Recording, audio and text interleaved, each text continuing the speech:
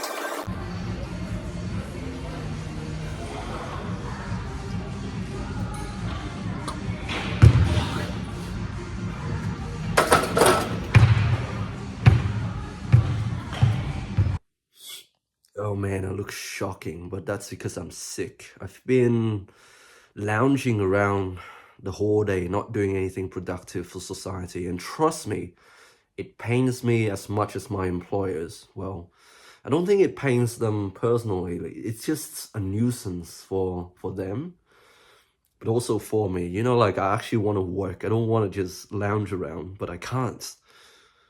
I'm sick. Thank God I tested for COVID and it's negative. And all of my symptoms are just above the neck. Like I have the common cold, but everything is above the neck. I don't feel sore or anything. I just feel stuffy and rubbish, you know? Like I've been gargling salt water and doing all of that healthcare stuff, you know, eating fruits and resting and drinking water and gargling salt water. But I feel like it's gonna be a while before I recover, and it is what it is. I actually was feeling like really nauseous, like every single set. I dragged myself to the gym. I don't know why I did it, but like I felt nauseous. I felt like vomiting, like I was dry reaching like that before every single set. Like I felt nervous, and that hasn't happened before. Maybe I have too much testosterone. You know, like when people have too much testosterone, like they feel jittery, they feel hyped up, but they also feel really nervous before having to exert themselves. Like before a fight or before a race or something, you feel nauseous. Or maybe not. Maybe I have high estrogen. Like my testosterone crash. You know, I'm getting old. I'm losing my hair. My estrogen is through the roof. I don't know. I don't know what the hell is wrong with me, but I hope I get better soon. You know, when you're by yourself for an extended period of time, you tend to think a lot, and that is suddenly the case with me. Lying here, being sick, I think to myself, is there a way for us to live forever as humans? And I think there are three main causes of death. Generally, people die because they get old, they have a terminal illness, or they just have some sort of disease. They just get sick. So you die either because you're old, you're sick, or you have an accident. You know, something that was um, totally unexpected or even expected, you know, like murder and execution. You know, the movie Fight Club, there's this one quote from Tyler Durden, and he said, on a long enough timeline, on a long enough scale, your rate of survival reduces to 0. So eventually, even if you manage to live for a long time, all of these external factors outside of you will means that your survival rate is going to be very low. Eventually, you're going to die, even if you manage to achieve, you know, biological immortality, if there's such a thing. And I think with the technological advance that we have now, and with the medical knowledge that we have now, because let's be real here, the goal of medicine is mainly to prolong this life, prolong this health state in which people do not get sick and have a quality of life that is worth living. You know, that's the whole goal of medicine, to prolong this state. We treat illnesses in order to prolong someone's life and to give them a good quality of life with minimum suffering. That's the whole goal of medicine. That was really attractive, and that's why I wanted to pursue it. But now I think about it, and there are lots of other reasons as well, and my circumstances have changed, and I no longer want to pursue it. But yeah, that's the whole goal of medicine, to prolong life. But yeah, even if there's such a thing as immortality, eventually, you know, these risk factors for death, such as being struck by lightning, being murdered, being attacked by sharks, or whatever, being crushed to death, you know, the longer you live, the more likely you are going to experience these traumatic deaths. And it's not going to be very, it's not very pleasant to die under those circumstances, you know. Dying of old age, that's what most people want to achieve, you know, like they don't want to be sick when they're dying. They just want to pass away when they want to pass away, and it's a very hard thing to do. Nobody actually dies of old age. Like I said before, you know, you die because one of the systems in your body fail, and that comes about because of old age. When you get older, these systems tend to malfunction more frequently. You know, the hearts, you know, these plaque build up in your vessels, your valves don't operate as efficiently, your heart don't pump as efficiently anymore. All of these things make your cardiovascular system shitty, and eventually it will fail, and you will die because of that. Realistically, the only way for you to achieve biological immortality is if you don't age. And with the technology that we have now, we are heading towards that path. We might not be able to cure all of the diseases, but we might have a chance at you know, reversing our age, or stopping ourselves from aging further.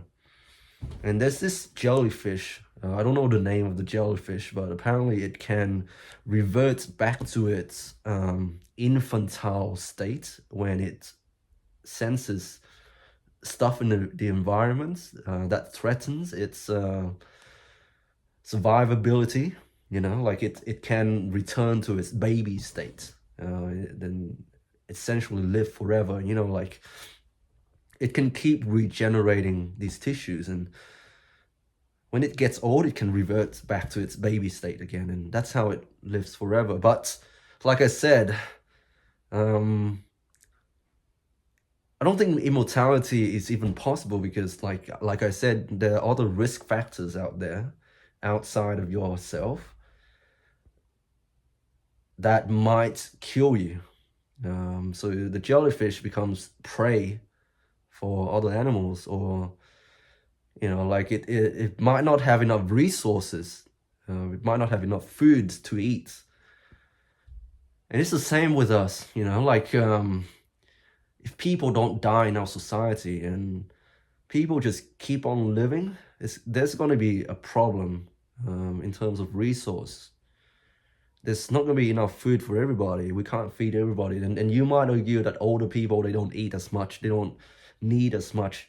But eventually, when the population reaches a significant number, you're not going to be able to feed everybody.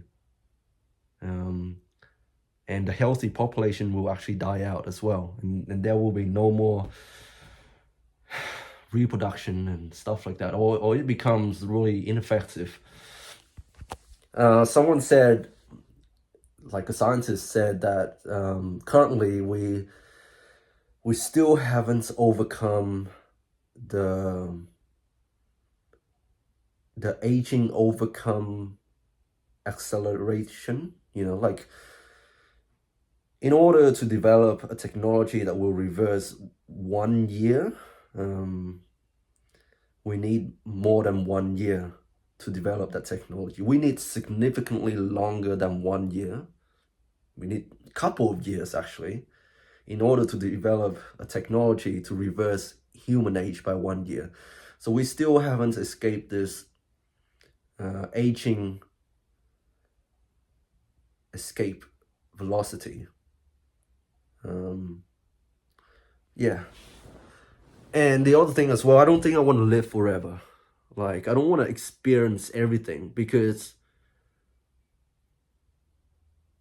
there are only so many experiences that you can have as a human being. And if you live for such a long time, say upwards of 500 years, you will see your community, the society around you change so much. And yeah, that wouldn't be good for me. Like, our brain can only remember so much, and in order for us to keep up with the time, we need to forget certain things. And even if we can upload our brain onto the internet and essentially live forever, you still have to erase some part of your identity, erase some experiences in order to keep up with the time. If I'm making any sense at all, like, soon you'll be listening to these music, and you think to yourself, like, back in my days, I listened to Pantera, I listened to Megadeth, and now the kids are listening to all of these bleep blob music, the Gen Z skibbity toilets. I don't even know where our society is heading, and I don't wanna stay around for too long to see where we are heading. Like, there are only so many experiences you can have as a human being, and if you have experienced them all, then it's going to be really boring. I don't want to live forever, and that's why I don't want to believe in heaven, because my limited brain cannot comprehend what goes on in heaven. What is eternal life? What do you do in eternal life? I can't fathom an eternal life of pleasure. I don't want that. I don't want heaven. It sounds really bad, but I don't want to believe in that. I don't want that to be true. An eternity of anything is really bad for me. But I think that's a little bit too deep for this video. I don't want to live forever, to be honest. There's no meaning in that if we get to live forever. Our attitude towards life would change. If we can live forever, and the only way in which we die is by others killing us, or by getting a disease, how's that going to affect our mentality and our attitudes towards our own life? Yeah, think about it. But yeah, I'm still sick. I still believe in medicine in terms of alleviating suffering and giving people a quality of life. But you know, immortality, it's such a controversial topic, and there's so many um, dilemmas that come with this, like ethical, political dilemmas. You know, there will be issues with people living forever. I really think that it is not something that I personally would want. Yeah, if people can live forever and resources are limited, then what is the point of reproducing and bringing a life into this world? You know, you would want to keep all of the resources to yourself. You don't want others to take up the resources that are here. And so you don't want to have children anymore. And what is the point of that? I might be too small-minded, but I don't want to live forever. That's the thing. I want to move through all of these stages of life, experiencing all of the stages of life, getting old, you know, losing my muscle mass. I can't lift weight anymore. I'm an old man. I lose my testosterone. You know, you see these bodybuilders, people at the gym, people on social media, just talking about running. You know, like I'm stacking Decker with Debo and Anavar. You know, they're stacking all these compounds in order to maintain their strength and muscle. You know, people in their 40s going on testosterone replacement therapy. Sure, that might improve your quality of life, but like you can't live forever, man. What's the point? What's the point? I see my patient, I see my older patient, you know, like they're so peaceful. They've come to accept they've had a good life. They've experienced these things. They haven't experienced everything, but they have experienced enough to make the experience unique to them. There will be many experiences you will never experience, but that's unique to you. That's your life. That's the whole beauty of it. You don't have to experience everything. You're not missing out on anything, man.